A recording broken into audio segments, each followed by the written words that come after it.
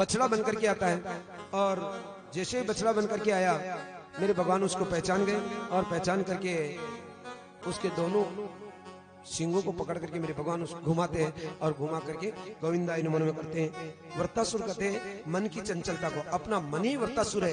ये बछड़ा मन रूपी बछड़े को कंट्रोल करोगे तो कंट्रोल होगा, बाकी नहीं होगा। एक बक्कासुर नाम का राक्षस आया। बक्कासुर नाम के राक्षस आजकल खूब घूमते हैं, ध्यान देना। बक्कासुर नाम का राक्षस वही होता है जो बगुला भगत होते हैं। बगला भक्तों को ही बक्कासुर कहते हैं। बक्कासुर उस समय में नहीं था, अभी भी खूब है।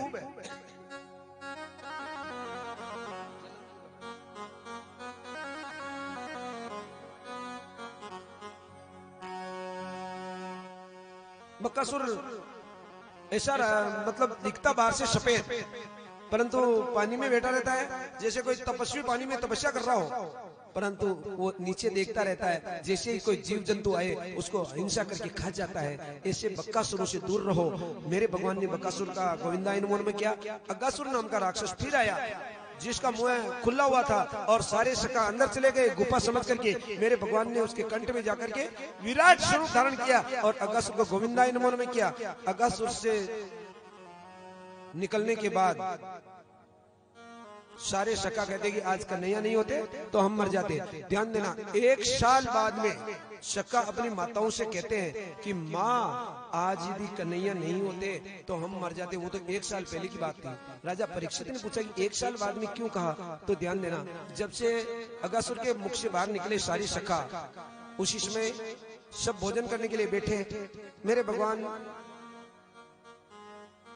मनसुखा को बुलाते हैं कि मनसुखा मेरी माँ ने क्या बनाया है। श्रीदमा मेरी माँ ने क्या भोजन भेजा है। श्रीदमा झाड़ी की ओर में जाकर के भोजन कर रहा था, खड्डी लेकर के आया था। खड्डी को देख करके मेरे भगवान किस तरफ जाते हैं। श्रीदामा मना करता, कन्हैया मैं आज नहीं, कल मेरी माँ से कहूंगा तेरी मिठाई बना करके लाऊंगा, परंतु मेरे भगवान मानते नहीं है। श्रीदामा उसी समय वो खड्डी को सारी को पी जाता, परंतु श्रीदामा की मुख के बाहर खड्डी लग जाती है। मेरे भगवान उसकी कटोरी को चाटते, खड्डी का स्वाद देख करके मेरे भगवान का मन बिगड़ जाता है। अरे श्रीदामा, मेरी माँ ने इतनी अच्छी खड्डी बना करके भेजी थी और तूने अकेले ने पिया पाली, मुझे नहीं पवाया।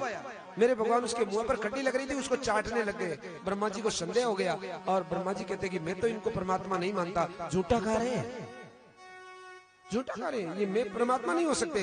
ब्रह्मा जी परीक्षा लेने के लिए आते हैं, बछड़ों को और सखाओं को गुफा में बंद कर देते हैं। मेरे भगवान ब्रह्मा जी की माया को समझ करके अपनी माया से, योग माया से नए बछड़े और सखा पैदा कर देते हैं। ध्यान देना, यहाँ भगवान चाहते तो भगवान तो समर्थ थे, भगवान ब्रह्मा जी से उन्हीं बछड़ों को और उन्हीं सखाओं को लेकर के आ सकते थे, तो नए बछड़े बनाने की और सखाओं की जरूरत क्यों पड़ी। ध्यान देना कि यदि ब्रह्मा जी से मेरे भगवान उन्हीं बछड़ों को और उन्हीं सखाओं को लेकर के आ जाते तो ब्रह्मा जी कुछ नहीं कर सकते थे, परंतु ब्रह्मा जी को मालूम नहीं पड़ता कि भगवान की लीला क्या है, भगवान की माया कौन सी है। भगवान का संदेह मिटता नहीं, इसलिए मेरे भगवान ने नए बछड़े और नए सखा बना दिए। 1 साल तक वही सखा और बछड़ा जो माया की बनाए हुए थे घर पर जा रहे थे। प्रेम इतना बढ़ गया था कि बलदाऊ जी को मालूम पड़ गया, परंतु बलदाऊ जी को मेरे भगवान ने कह दिया कि भैया तुम जो सोच रहे हो वो सही बात है, परंतु किसी को कहना मत। बलदाऊ जी ने किसी को नहीं कहा।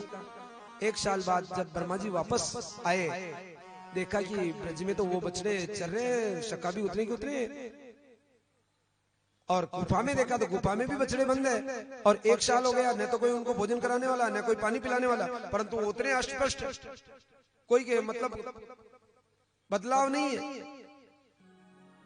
हम कहते हैं कि भाई हम खाने पीने से मजबूत हो जाते हैं, परंतु खाने पीने से मजबूत कैसे हो जाओगे। भगवान मजबूत बनाएंगे तब रहेंगे। भगवान ने न जाने उनको ऐसा हष्टपुष्ट रखा कि उनको 1 साल को ही 1 क्षण बना दिया, उनके लिए भूख प्यास की एहसास ही नहीं हुआ। और जब ब्रह्मा जी ने देखा कि ये तो परमात्मा का अवतार हो चुका है, सारे बछड़ों को सखाओं को बाहर निकाला तो डबल नहीं हुए बल्कि वो कोई हो गए, जो माया के थे वो अंतर ध्यान हो गए। ब्रह्मा जी ने सोचा ओहो ये तो साक्षात परमात्मा का अवतार हो गया है। और ब्रह्मा जी मेरे भगवान की बड़ी स्तुति करते हैं, परंतु फिर भी मेरे भगवान ब्रह्मा जी को माफ नहीं करते हैं। अपना रूप बना करके ब्रह्मासन पर जाकर के बैठ जाते हैं। ब्रह्मा जी अंदर जाते हैं, द्वारपाल रोक देते हैं, कौन हो तुम कि तुम मुझे नहीं जानते, मैं तुम्हारा ब्रह्मा हूँ। नहीं नहीं, हमारे ब्रह्मा जी तो अंदर बैठे हुए हैं। अब तो ब्रह्मा जी समझ जाते हैं कि भगवान ने मुझे माफ नहीं किया है, और अब ब्रह्मा जी द्वारपाल जाकर के कहता है कि प्रभु आपका स्वरूप बना करके कोई आया है। मेरे भगवान ने ब्रह्मा जी को अंदर बुलाया। धीरे से निकलते हुए मेरे भगवान ने कहा कि और कोई परीक्षा करनी हो तो कर लेना।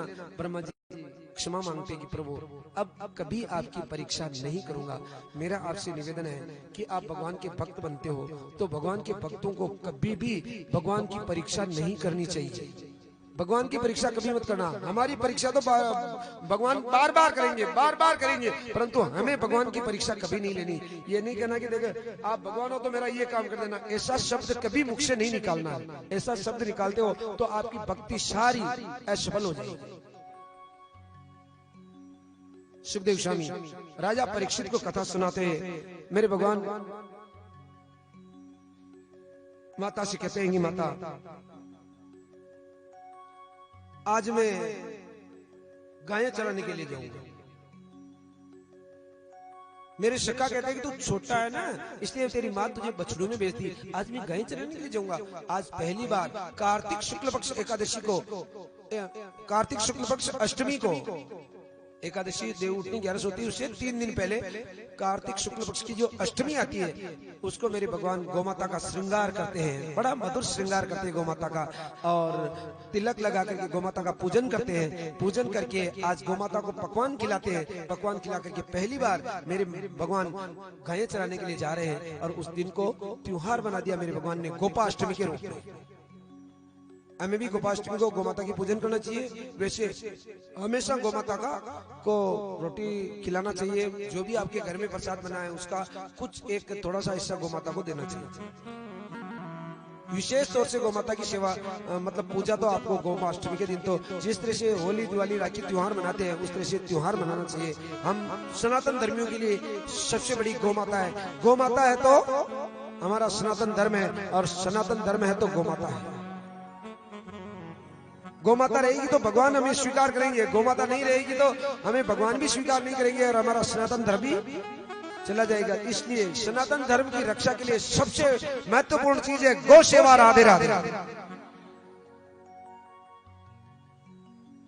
आज बांडीर वन में गायें जाती है। बांडीर वन में धेनुकासुर नाम का राक्षस रहता है। वो गायों को अंदर नहीं जाने देता है। मेरे भगवान गायों को भांडीर वन में भेजते हैं, और धेनुकासुर घुर्राता हुआ आता है। बलदेव जी धेनुकासुर का वध करते हैं। राधे राधे। सुखदेव स्वामी राजा परीक्षित को कथा सुनाते कहते हैं एक दिन मेरे भगवान की गायें कालीदेव में जल पी रही थी कि गायें मूर्छित हो गई, और मूर्छित होने के कारण सभी सखाओं ने कार्य कन्हैया गायें मूर्छित हो गई है। ये देखते ही आज मेरे कन्हैया को बड़ा पश्चाताप हुआ। कन्हैया ने कहा कि आंखें बंद करो। आंखें बंद करा करके जैसे अमृत दृष्टि डाली मेरे भगवान ने, गायें सब गायों को चेतना आ गई। परंतु मेरे भगवान जब वापस शाम को घर पर जाते तो मेरे भगवान को नींद नहीं आती है। धन्यवाद, बहुत बहुत प्रणाम। मेरे भगवान कहते हैं कि विलक्ष्य दूषिताम कृष्णाम कृष्ण कृष्ण हीनाम वो तस्याम विशुद्ध मच्छिन सर्प तमुदभाष्यत है। वहां जो कालिया नाग रहता है उसके जहर से मेरी गायें मूर्छित हो जाती है। मैं कैसे कालिया नाग को बाहर निकालूं? प्रातःकाल होता है और मेरे भगवान अपनी माँ यशोदा से कहते हैं कि माता आज मैं गायें चराने के लिए नहीं जाऊंगा। तो क्या करेगा बेटा? आज मैं गेंद खेलने के लिए जाऊंगा माता कालीदेव में। और तो मेरे भगवान माता यशोदा से कहते कि माता आज मैं दाऊ भैया को नहीं ले जाऊंगा। दाऊ भैया ने कहा कि मैं नहीं खेलूंगा गेंद। नहीं नहीं, दाऊ भैया को मैं नहीं ले जाऊंगा। मेरे भगवान कहते हैं कि दाऊ भैया शेषा अवतार है, और शेषा अवतार होने के कारण ये सर्प को मारने से मुझे डांटेंगे या सर्प का सहयोग करेंगे। ये मेरे बड़े भैया, मुझे इनकी आज्ञा माननी पड़ेगी, तो फिर वो जो संकट है वो नहीं टल पाएगा। इसलिए आज मेरे भगवान ने दाऊ भैया को छोड़ करके गेंद खेलने के लिए जाते हैं। सारे सखा शर्त लगा रख लेते हैं कि भाई जो गेंद को पानी में गिरा देगा वही लेकर के आएगा। यहाँ कालीदेव बहुत गहरा है और आप गेंद को कोई गिराना मत। मेरे भगवान ने कहा कि ये शर्त अच्छी होगी कि गेंद को गिराऊंगा और इसके बहाने में जल में चला जाऊंगा। आज मेरे भगवान का नंबर आया और एक छोटा लगाया और गेंद कालीदेव में। राधे राधे। मोटी गणी गेंद मांग दे। हर गेंद गिराई